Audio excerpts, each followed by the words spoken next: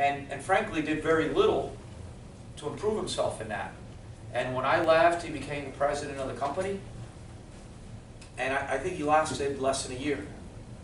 Because, and I could see it coming, he didn't have the skill set to work at that level. So he could work at a project level, but he couldn't work at an overall financial level. And so my encouragement to you is, I can't teach you in an hour. I'm going to give you some basics, okay, of how accounting works and what it is, and what the statements are. We're going to do some analysis.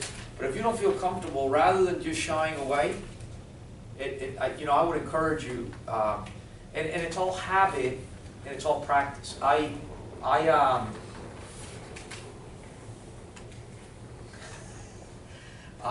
1 second, Harry. Jack.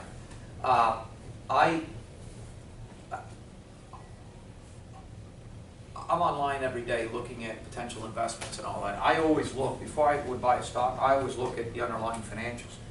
I feel very comfortable in a very short period of time knowing whether I need to investigate more or not. For my criteria, I can look at a balance sheet and an income statement and tell you a lot very quickly. It's not because I'm smart, it's because I got a lot of practice in it, okay? And so maybe you don't all have to get there, but knowing how to read a balance sheet and knowing what a balance sheet is, reading and understanding what an income statement is, and understanding the relationship between the two is going to take you very far. Yes, Jack? Don't you think there's a misconception about accounting? Because most people think it's just numbers, but I did my bachelor's in accounting. I see it as more likely it's critical thinking. Well, yeah, I mean, listen, it's definitely rational thinking. You know, a lot of people think it's this sort of magic and black box, and I really start. So let's kind of back up and say that I'll get to Carlos in a second. Accounting really is nothing more and nothing less than the history, the financial history of a company's, a company. Okay, so a company's going to have a legal history. It's going to be constituted in a particular state. It's going to issue shares. It's going to have a corporate charter or bylaws. But it's also going to have a bank account. And it's going to receive cash, and it's going to make payments. And what the financial statements and what accounting does is to try to summarize what all those financial transactions are into a set of financial statements that one will understand, what's happened there. Carlos, you had a question. Yeah, the three points that you just mentioned about understanding financial statements, and what are the other two? We'll talk a lot, I forgot. Understanding financial I just, what I say is I think it's an issue. I mean, I think it's an issue. Well, listen, the point that I talked to is an issue of understanding how financial statements are compiled, okay? What they mean, and the relationship that exists between, the statements. I mean, I don't know if that's where you were going. I want to try to focus the next couple of classes over the nuances that exist. So I'm going to talk about accounting, and I'm going to spend the next couple of classes talking about the nuances that relate to accounting in real estate, because real estate is a unique industry. It's an important industry. The last time I looked, it was somewhere in excess of 10% of GDP when you roll in all of construction and you roll in residential and commercial. You're talking about upwards of 10, 15 million jobs, okay? And because of the capital stack, it involves a tremendous amount of leverage, which implicates lenders, which implicates the importance of financial statements for people to be able to analyze and understand and make decisions on funding that capital stack, right? So, and what we were talking about was making investments of $10,000, financial statements maybe not that important. When we're talking about financing hundreds of millions of dollars, then it becomes very important to understand the financial condition of a company before you make the loan, and then the ongoing financial condition of a company as time goes on, to monitor that loan or that debt that you've made with the company, okay?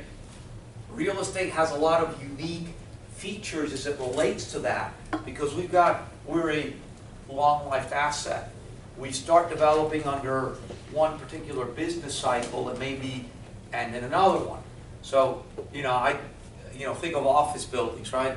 An office building can probably be built easily in 9 months, but the development period may be much longer than that. You might spend 3 years because you've got to identify a site, you've got to acquire it, you've got to potentially do some sort of, platting or rezoning. You've got to do plans.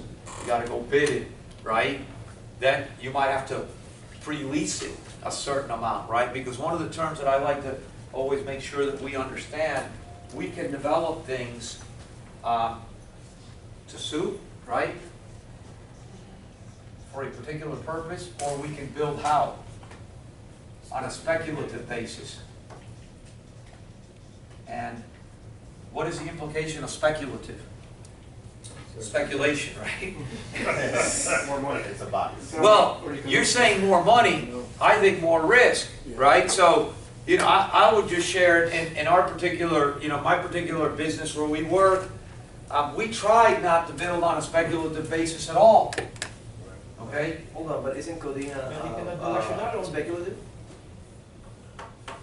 If you're gonna invest, Mr. Codina, a speculator? No. Not at all. I mean, he's a developer. And Well, he's retired. I He's know, got a well, family but I mean, office. Our business, we were developers, but you can develop for a specific purpose or on a speculative basis. Now, what did we do? We were somewhere in between, right? And so you can build the suit for lease, or you can build the suit for sale, right? So you've already got that distinction. That's the best way to do, right? You've got a client, and you custom manufacture. Somebody asked about cost accounting the other day. Bless you. The most efficient way to manufacture or build something is when you got a client. Okay, so When you're building a unique, I'm going to get to your, when you're building a unique asset. So if I did all this market study and I figured out that this kind of bottle is going to sell. God knows you're probably the only person who's bought that bottle. But somebody did a bunch of market analyses, designed a production line, built all these molds and all that. And the only way to efficiently do that is to build 1 million of those at a time. So in a process manufacturing environment, you can't custom manufacture. But real estate is unique. Every asset is different. Except in one of those holes. I'm going to get to your question. Relax. Okay? All right. So the easiest way to build a unique asset is when you've got a customer that says, that's what I need, and I'm going to build exactly what you need. Now, if you don't have that, so what if you build it and people don't come? You broke a road. exactly. it goes down. Exactly. Hold on. But he wasn't building for CVS, was he? Was he building to someone that said, listen, I want to... Okay, so let me tell you how we Or did was it. he doing like a marketing analysis and then So let me tell you how we did it. 10% hoping people will So come? we typically did, so just like you've got large land development projects on the residential side, we would do, plan developments in the industrial and office side. So we would acquire a site, we would, zone it, whatever, you'd get your little off parcels, you get a hotel and a restaurant and a gas station and a strip center to provide services for here, right, and to maximize the visibility on the corners, right, and then we would build all the infrastructure, right, you'd build all the roads inside, right, okay, and then there was a process, understanding the market that we were in, where we would start the development process. So, for example, at any given point in time, at any one of our industrial developments, we might have 2 industrial pads either ready to go or in process. So we would have pulled a permit and started, demucking and filling a particular site, and we would probably be starting the process on the next one, right? And then based on the leasing activity, based upon what our marketing guys are telling us, based on the number of people that are knocking on the door, based on the leases that people are signing with us, maybe we would delay the process on this, or you extend the permit, or you move a little bit of dirt, you try to keep the thing alive, right? Or activity's really hot, maybe we would already go and start the next one. And our goal is we would try to get somewhere between 50 to 75% pre-leased on a particular asset before we would, cut loose on a construction. For two reasons. One, because we didn't want to speculate, right? We didn't want to be, we didn't want to wind up on a short end of an empty building, number one. And two, it makes the financing a heck of a lot easier, right? Because how do you get a construction loan if you can't get the lender comfortable that there's going to be a takeout?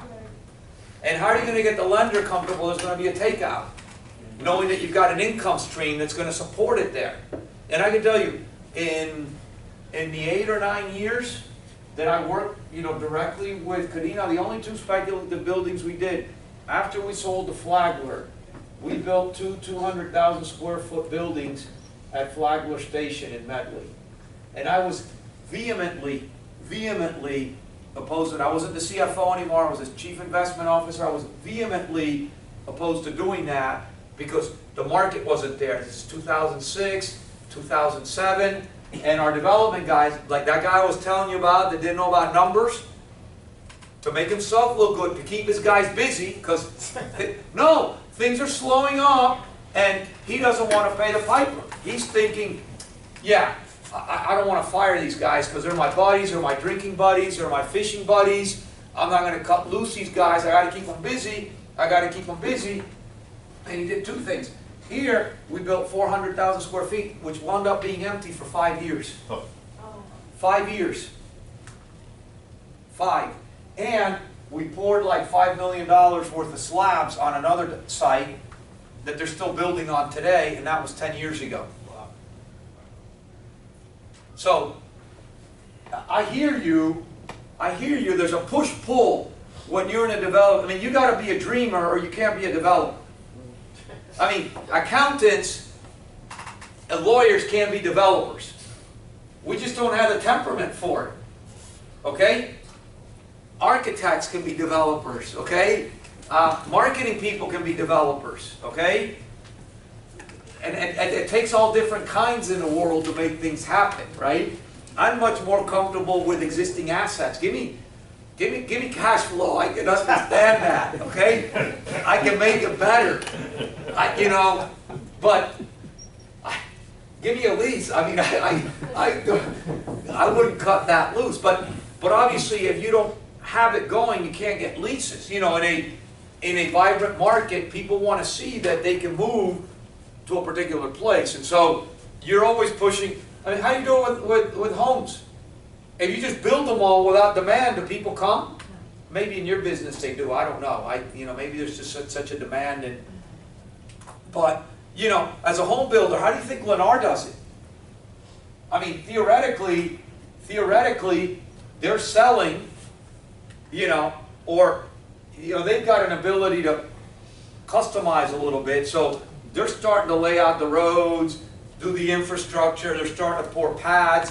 They might start, and they're trying to, but they may want to, how many times do you see a sales center open well before, on the residential side, before you see any houses going up? All the time. Because you can't be purely speculative in this business.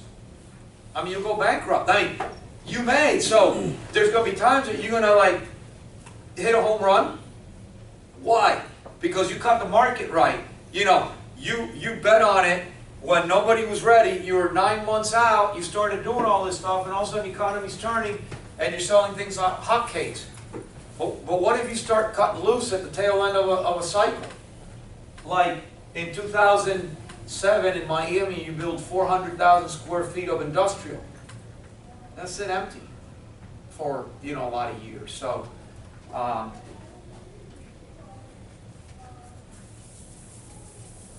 Anyway, so because you've got all these, sort of nuances in this industry, financial statements become important, okay? And not only do you have these long life assets that then carry across traditional financial statement periods, right? We typically do financial statements once a year, but if you've got a if you've got a development cycle that takes 3 years, how do you account for this stuff, right? You know, you're delivering or you're planning in one economic environment, you're delivering 3 years later maybe into a totally different economic environment. What are the implications of the values or the costs?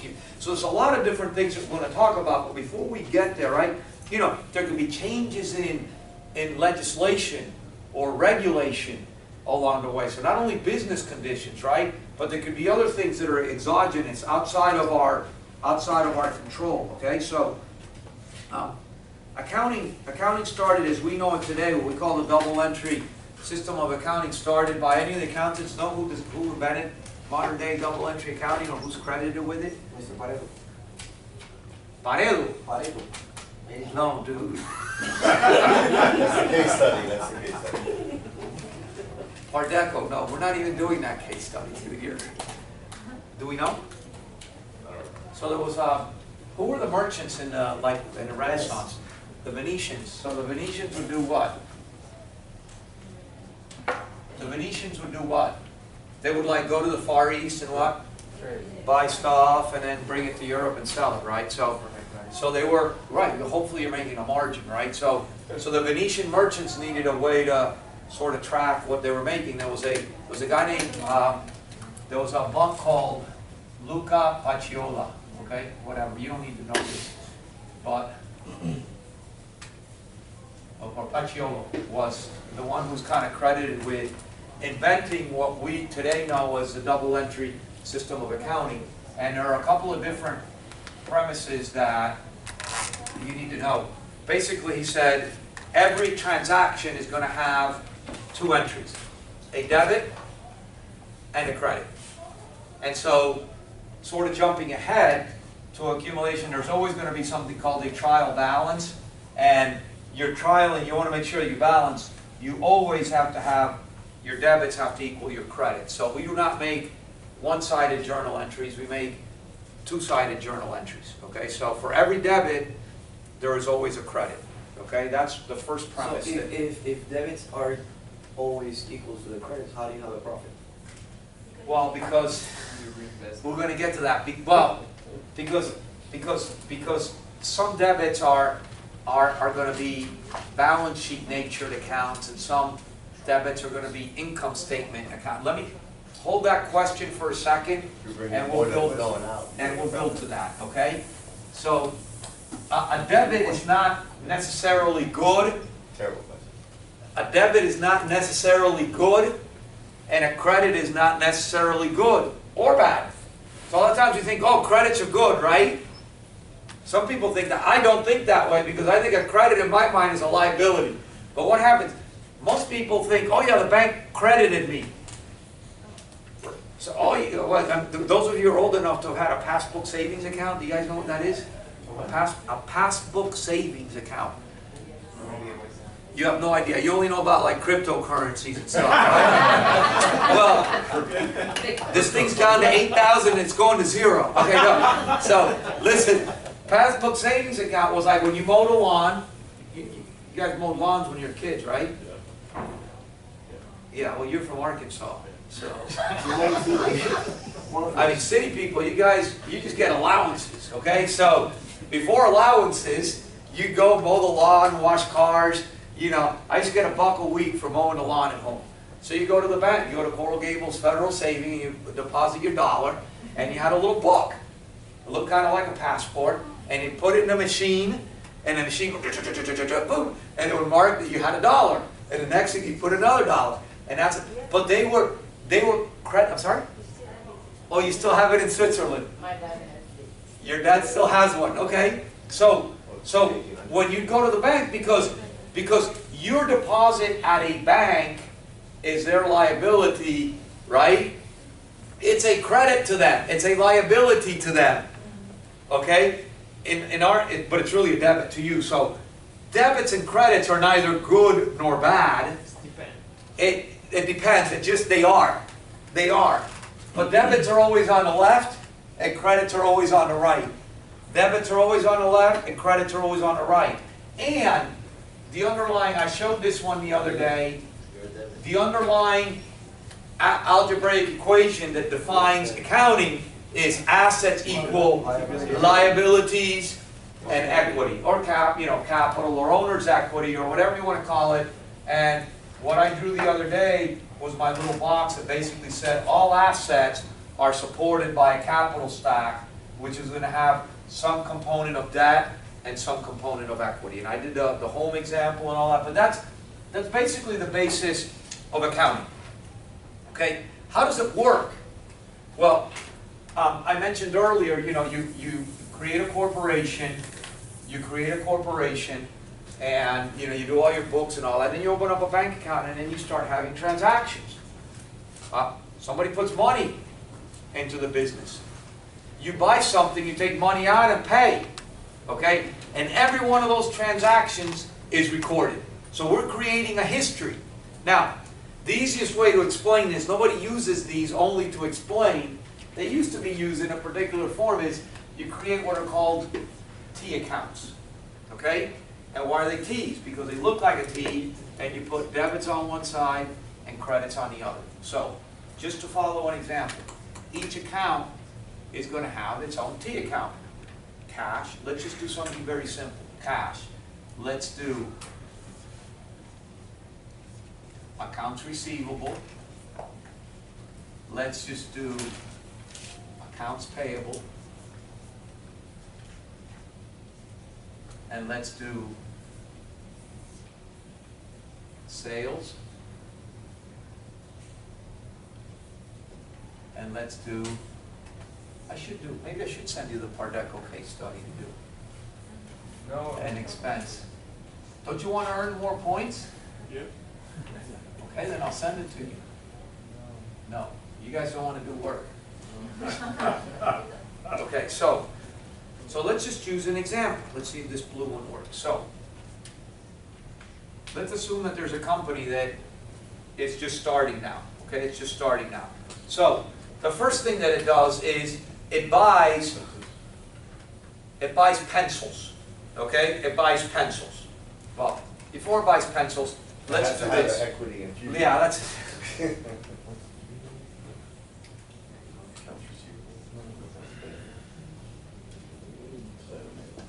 Okay, it could have debt and it could use payables. Okay, but let's. So day one, I put $100 of equity into the business. Okay, so I debit cash 100, and I credit equity 100. I have something called a general journal. Okay, my general journal. Okay, I wrote it on paper. Makes journal entries. So I'm going to go number 1. Cash. What did I say, 100? Equity. 100. And I'm going to put a description to record capital contribution. Okay? We good? No. Okay, D. What are we good? Come on, that's easy as mud. That's clear. I'm gonna write it down at the same time, listening to you and everybody else, whatever they're saying. Tell everybody else to shut up. Yeah. Okay, all right. Alright, so back over. Okay, so we start a business. I start a Actually, business. start from the little. Yeah, but you really start here. Okay. I create a company. I go to the bank and I put $100 into the bank account, so it's got some money. So, what am I putting in? I'm putting equity in. So, I'm going to debit cash and credit equity 100. Now, if you don't understand that right now, that's okay. Follow the flow, and you may come back and say, you know what? Somewhere down the line, I may need to take an accounting class. I'm not going to recommend a book. No, I'm not going to recommend a book. I mean, I can send you, NYU's got like a little primer, that Benninga book that I recommended the other day for finance has an accounting primer.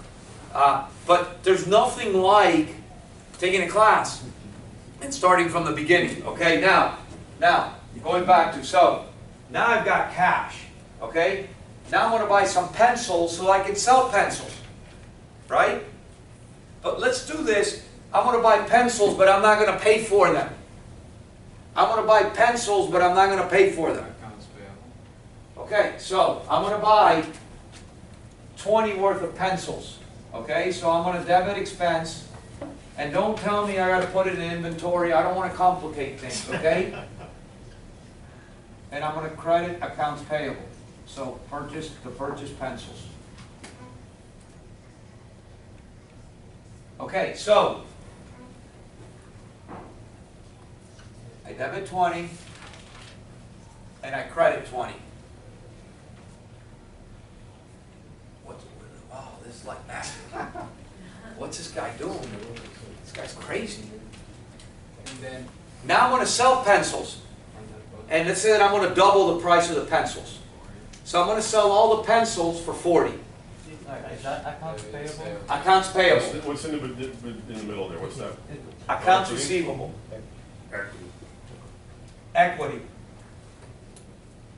So I'm going to sell pencils. I'm going to sell 40 worth of pencils. I'm going to debit cash 40, and I'm going to credit sales 40. We're not going to have a conclusion here, okay? I'm just showing you how these things work. So I'm going to debit cash 40, and I'm going to credit sales 40. Okay? I'm going to let you keep writing for a second.